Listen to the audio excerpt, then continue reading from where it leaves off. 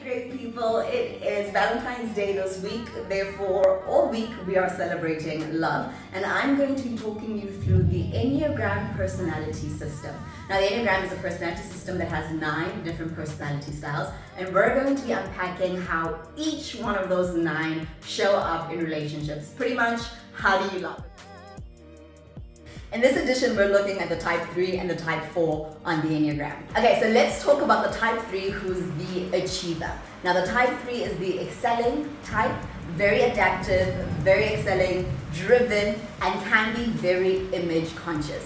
Now in relationships, what this looks like is that type 3s tend to prioritize suitability and social connections with their partners. They're generally the kind of people that think about how do we show up as. What tends to get in the way for relationships with type 3s is that they can insist on social and career status before insisting on prioritizing the relationship and emotional connection. And how a type 3 can be manipulative in a relationship is that they are the life of the party, the energy in the room, and are very charming, which is great, except for when they are just able to kind of shift and mold and adapt into what is required instead of genuinely showing up as who they are, and to some degree expecting the same of their partners.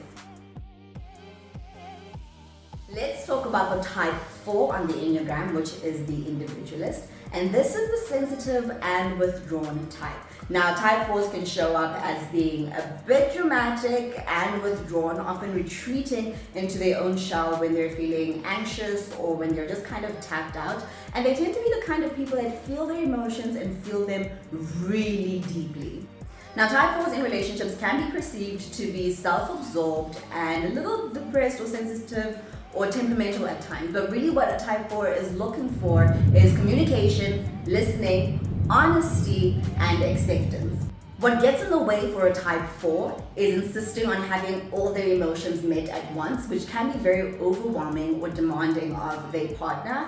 And generally how a type 4 could manipulate in a relationship is by using their emotions and how they vacillate, by making their partners feel like they need to walk on eggshells around them because anything could be something that makes them feel a little upset.